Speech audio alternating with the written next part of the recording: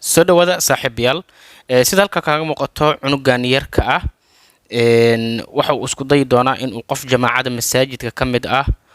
in uu taleefanka ka qaato ninkan aad u jeediin ee masaajidka soo galaya taleefankiisii ayuu wataa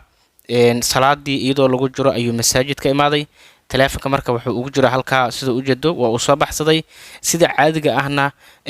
dhammaanteenba aynu sameeyno masaajidka markii aan tagno taleefanka horta ayaan dhiganaa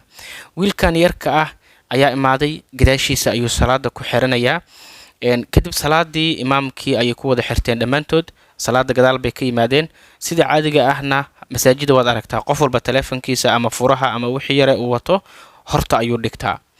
marka ninkaana sida caadada ahaydba taleefanka horta ayuu dhigtay marka cunugan yarka ah ayaa waxa uu focuska ama diiradda ku hayaa ninkaas wuxuuna isku dayayaa in uu taleefankaas ninka hor yaala uu ka qaato marka ugu horeyso kuma degdegayo maxaa yeelay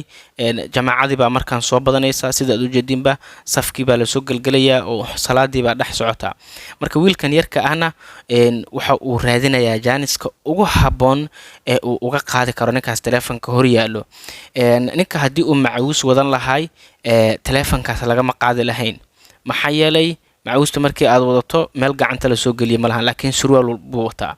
marka wiilku waa kaasaa diiradda ayuu ku hayaa waa kaa wuu eegayaa wuu fiirinayaa arrinku bal in la qaadi karo iyo in kale balse weli waa ay cunto mila'dahay oo waxa uu isleeyahay alayle waqtigii ku habboonaa weli lama gaarin salaadii ayaa la iska wadanayaa marka haddii weligay allaha taleefon hortaasa dhiganin waa kaa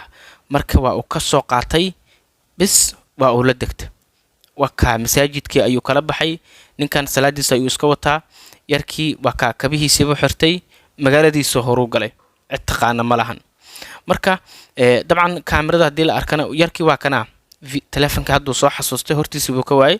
xitaa salaadii uu ku jiray xataa wuu iloobay dhinacyada ayuu fiiriyey haddana salaadiisii buu iska sii watay waa kaa dhinacyada buu eegayaa ninka baadi weyn baa gashay maxaa yeelay taleefonka iphone buu ahaa markii uu imaanayeyna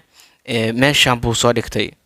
dabcan salaadii waa ay u socon la'dahay oo waxa uu isleeyahay taleefankii waad balla imaatay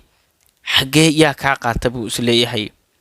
waa uu yaaban yahay balse salaadiisii ayuu iska sii wadanayaa isagoo isleh amar xaafadda uga soo tagtay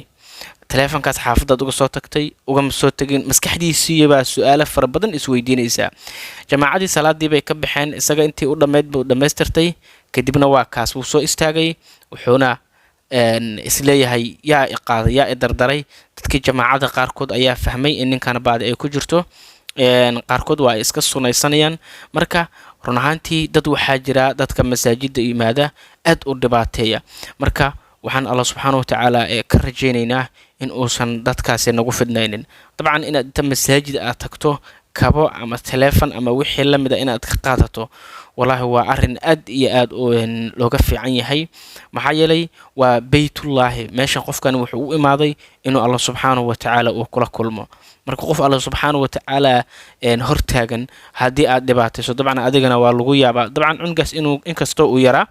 haddana ninkaas jaanis buu helay waa uuna kaga faa'iidaystay marka muuqaalkaas yarka ayaan jeclaystaa inaan idinla wadaago saaxiibayaal aad baad u mahadsantiin insha allah